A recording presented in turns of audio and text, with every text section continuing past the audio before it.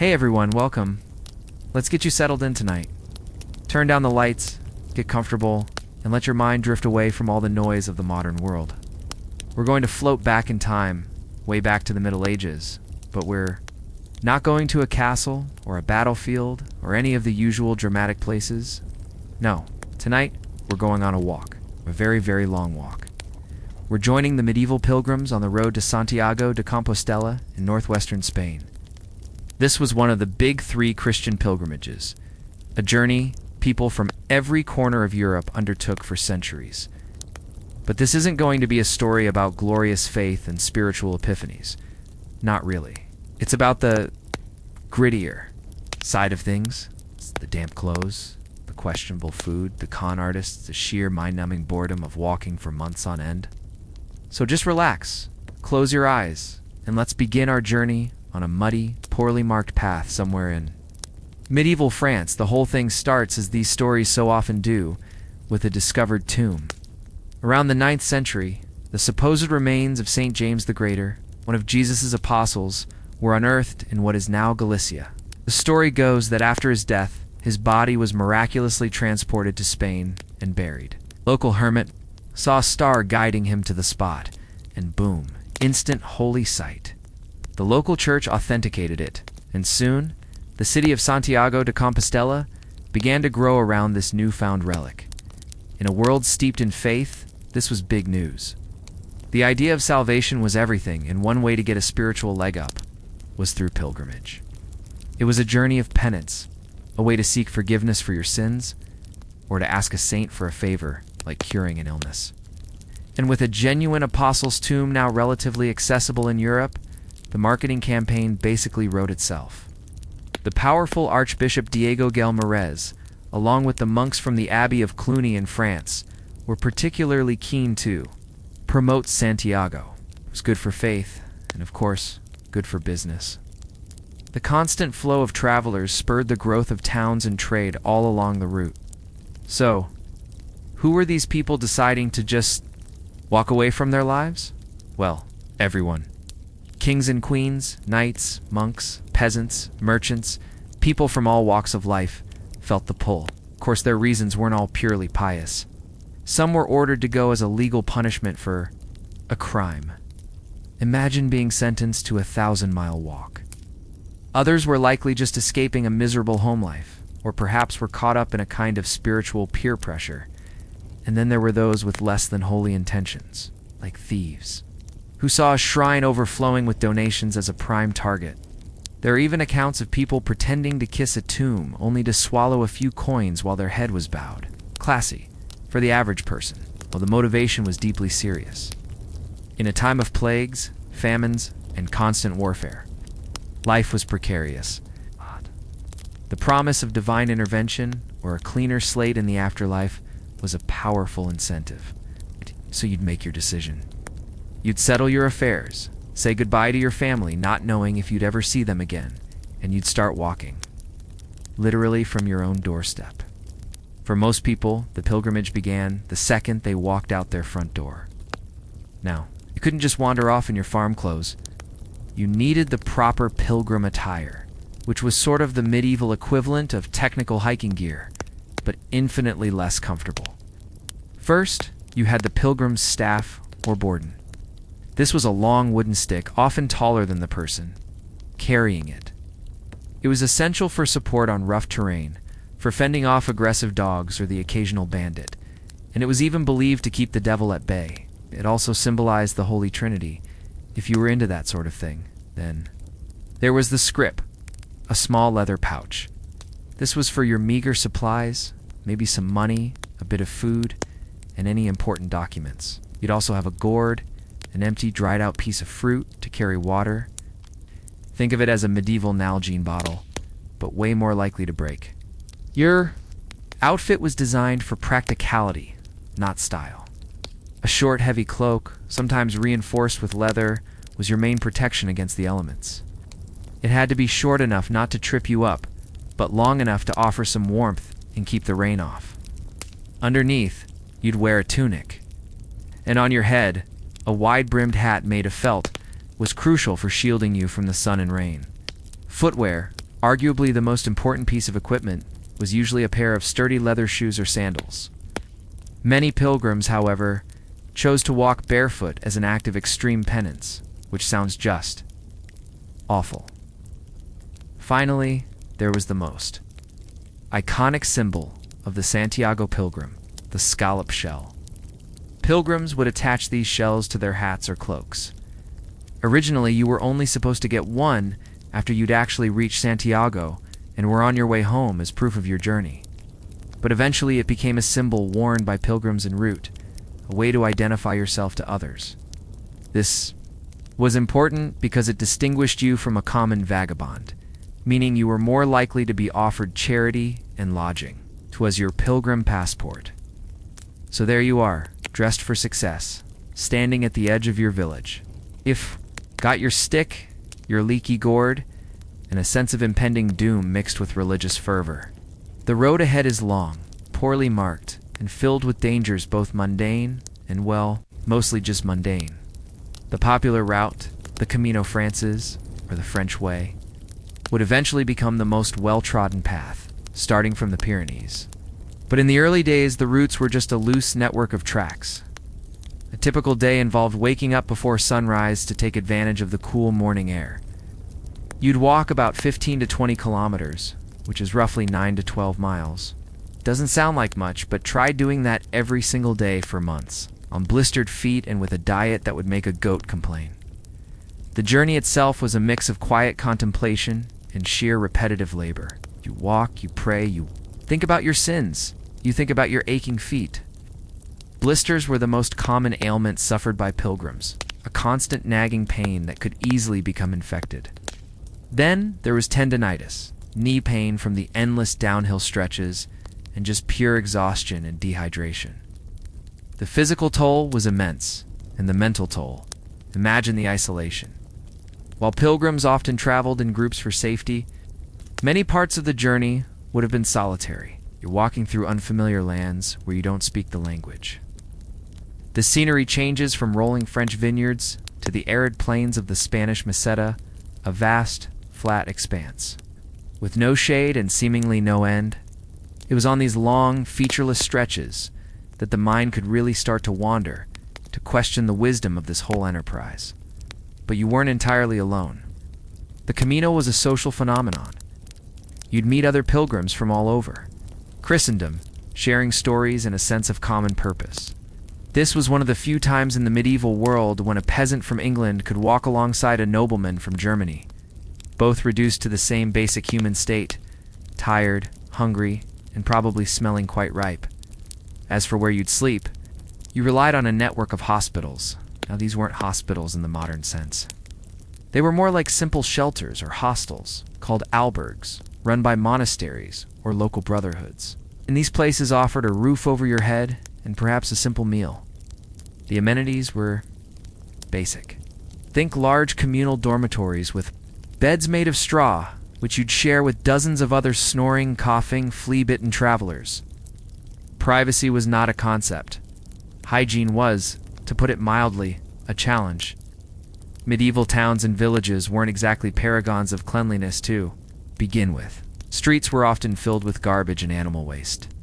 While people did value personal cleanliness, it was common practice to wash your hands and face daily, and before meals access to clean water was a constant issue. After a long day of walking and sweating in the same woolen clothes, a pilgrim's aroma would have been formidable. With so many people crammed together in the albergues, lice and other pests were rampant. The straw bedding was a paradise for vermin. Let's talk about food. Sustenance on the road was a constant concern.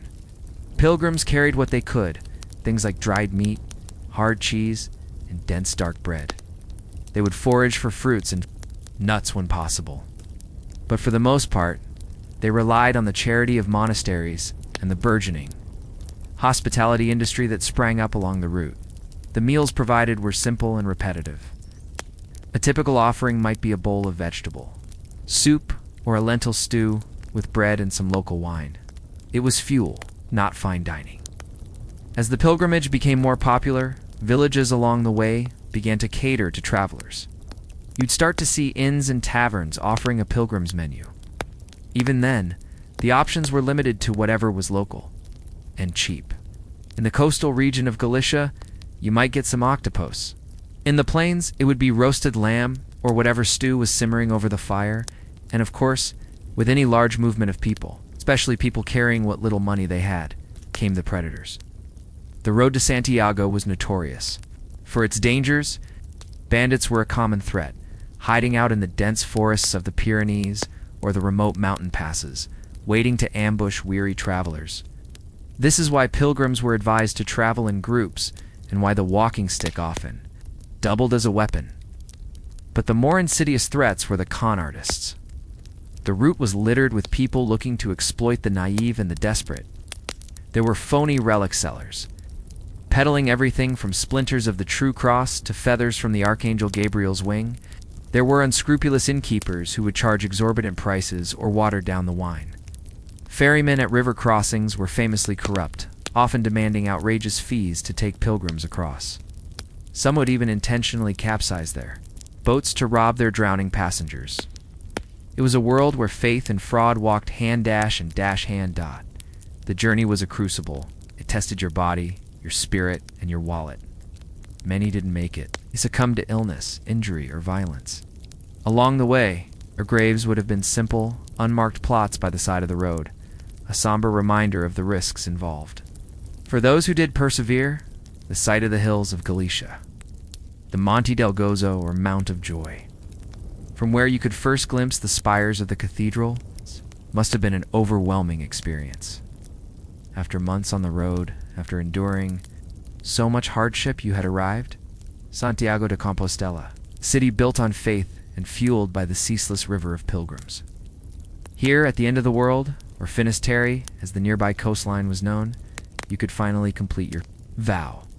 You would enter the magnificent cathedral, a glorious testament to the power of belief. Traditionally, pilgrims would place their hands on a specific pillar inside the main entrance, a gesture repeated by so many millions over the centuries that the stone itself is worn smooth. You would attend a special pilgrim's mass. You would visit the crypt beneath the altar to pay homage to the relics of St. James. And then, what? The journey was only half over? You had to walk all the way back home. But before you turned around, you'd get your souvenir. You would receive a Compostela, a certificate proving you had completed the pilgrimage, and you would buy a scallop shell, the true mark of a pilgrim who had reached their destination. This shell wasn't just a memento, it had practical uses. It was the perfect size for scooping water from a stream or for receiving small portions of food as charity. Wearing it on your return journey afforded you a certain status and protection, and for a brief time, could experience some actual comfort. In the late 15th century, King Ferdinand and Queen Isabella commissioned the Hostel de los Reyes Católicos, a grand and beautiful hospital right next to the cathedral. It was built specifically to provide rest and care for pilgrims. For a few days, you could get a real bed, medical attention, and food, all free of charge. A small taste of paradise after a long taste of purgatory. Let's linger for a moment on the sheer strangeness of it all. The entire medieval world was, in many ways, an elaborate and often brutal system designed to test one's faith, and pilgrimage was its ultimate expression. It was a physical manifestation of an inner journey, a belief that walking toward a holy place could somehow walk you closer to God. It created a unique, temporary society, a river of humanity flowing across Europe, all moving in the same direction, driven by a shared and desperate hope. It was a microcosm of medieval life, full of devotion, deception, hardship, and the quiet, stubborn resilience of the human spirit.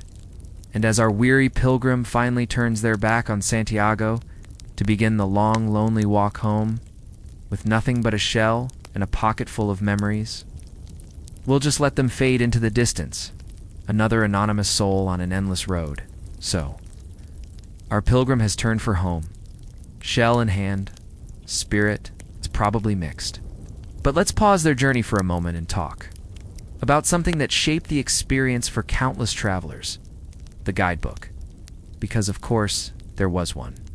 In the 12th century, a 5-volume manuscript known as the Codex Calixtinus, was compiled.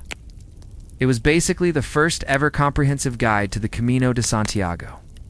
Think of it as a medieval Lonely Planet, but with more sermons and less advice on where to find the best Wi-Fi. This book was a marvel for its time. It contained liturgical texts, accounts of St. James's miracles, and most importantly for our weary travelers, Book 5, The Pilgrim's Guide. This section was an incredibly detailed itinerary, laying out the stages of the journey. The towns you'd pass through, the rivers you'd need to cross, and the saints' relics you should stop and see along the way.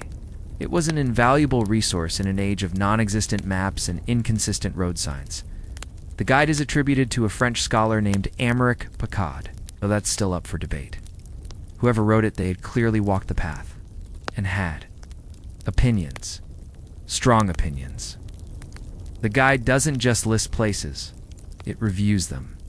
With all the snark and prejudice of a modern travel blogger who was served a lukewarm coffee, for instance, the author gives a rundown of the various regions of France the pilgrim will pass through. The Poitvins are described as heroic and valiant warriors, the Gascons. Well, they're apparently talkative, mocking, and poorly dressed, and they eat and drink to excess. A bit harsh, but maybe our author just had a bad night in Bordeaux, but he saves his real venom for the people of Navarre and the Basque country, the regions you have to cross after the Pyrenees. According to our guide, the Navarrese are a barbarous race, different from all others in their customs and nature. He claims they are treacherous, corrupt, and perverse. He complains that for a small coin, a Navarrese will kill a Frenchman. If he can, their food is disgusting, their language is unintelligible. He says it sounds like dogs barking, and they are, to quote, a people full of wickedness. It's a pretty scathing review. You can almost picture Aymeric, or whoever he was, furiously scribbling this down in a drafty inn. Having just been overcharged for some stale bread, this wasn't just idle complaining, though. The guide was full of practical, if terrifying, warnings. It cautions pilgrims about the rivers they must cross. Some, he says, are so polluted with waste from tanneries and latrines that they are poisonous. He specifically names one river where if a horse so much as puts its lips in the water, it will drop dead. He then tells a charming story about two horsemen who, after their mounts died from drinking the water, were forced to skin them, only to have the local ferryman come and demand a tax on the hides. When they refused to pay, the ferryman beat them and stole their money. The moral of the story: medieval travel was fun. The guide also warns about the classic tourist traps. It describes the ferrymen of the Garonne River as wicked, cramming so many people onto their tiny boats that they often capsize, at which point the ferrymen happily rob the drowning passengers. You were also warned about toll collectors who would set up fake checkpoints on bridges and mountain passes, demanding money from unsuspecting pilgrims. They were essentially human trolls, living under bridges and shaking people down. And then there were the innkeepers. Oh, the innkeepers. According to the Codex, many were in league with local criminals. They'd overcharge for everything, from a bale of hay for your horse to a candle for your room. The wine was often watered down, the bread was moldy, and the stew was made from things you really didn't want to ask about. Some hosts would even try to get pilgrims drunk to make them easier to rob. The guide offers some helpful advice, like always agreeing on a price before you accept any food or lodging, and, if possible, sleeping with one eye open. This book, the strange mix of piety and prejudice, of practical advice and miraculous tales, highlights the dual nature of the pilgrimage. It was a sacred journey, but it took place in a very profane world. For every beautiful church and holy relic, there was a corrupt ferryman and a poisoned river. The path to heaven, it turned out, was paved with tourist traps. Let's float back to our pilgrim on the road. Armed with this kind of knowledge, either from the book itself or from word-of-mouth warnings passed down the line, their journey would have been a constant exercise in vigilance. Every friendly stranger was a potential thief. Every toll booth was a potential scam. Every river crossing was a potential disaster. It adds a layer of quiet, persistent anxiety to the whole experience. The landscape itself was a character in this story. The The crossing of the Pyrenees Mountains was one of the first major hurdles. For a pilgrim from, say, the flatlands of Flanders, this would have been an awe-inspiring and terrifying sight. The paths were steep and treacherous, often covered in snow, even in late spring. The wind was relentless. The forests were dark and dense, as perfect hiding places for bandits and wolves. After the mountains came the vast sun-baked plains of the Spanish Meseta. This was a different kind of challenge. Miles and miles of flat, arid land with little shade and even less water. The sun was brutal. The landscape was monotonous. This was a test of mental endurance as much as physical. It was here that the sheer scale of the journey would have truly sunk in. Days would blur into one another, a repeating cycle of walking, sweating, and hoping the next village had a well. But there were also moments of beauty and wonder. The road would pass through ancient Roman towns, with their sturdy bridges and crumbling amphitheaters. It would lead to magnificent cathedrals rising out of the plains, like the ones in Burgos and Leon. These were architectural marvels, designed to inspire awe and draw the pilgrim's mind toward the divine. Stepping out of the harsh sunlight and into the cool, cavernous interior of a Gothic cathedral, with its soaring ceilings and stained glass windows, must have felt like stepping into another world. And there were the stories. The road was alive. With them, every shrine had its own legend, every town its own saint. The Codex Calixtinus is filled with accounts of miracles performed by St. James for pilgrims on the road. These stories were repeated around campfires and in crowded hospices, reinforcing the belief that the saint was personally watching over them. One of the most famous tales is that of the hanged pilgrim. The story goes that a German boy, traveling with his parents, was staying at an inn. The innkeeper's daughter made advances toward him, which he rejected. To get revenge, she hid a silver cup in his bag and accused him of theft. The boy was arrested, and, despite his protests of innocence, was hanged. His parents, heartbroken, continued their pilgrimage to Santiago. On their return journey, weeks later, they passed the gallows and went to see their son's body one last time. But when they got there, they found him alive. He told them that St. James had held him up the entire time, miraculously preserving his life. The parents rushed to the local judge, who was just sitting down to a dinner of roasted chickens. When he heard their story, the judge scoffed, saying their son was no more alive than the cooked birds on his plate. At that moment, the chickens miraculously came back to life, sprouted feathers, and flew away. The judge, convinced, had the boy cut down and instead hanged the innkeeper's daughter. It's a weird, dark, and ultimately triumphant story that would have given hope to every pilgrim who heard it. It was a reminder that even in a world full of corrupt innkeepers and false accusations, divine justice could prevail. Eventually, these stories were more than just entertainment.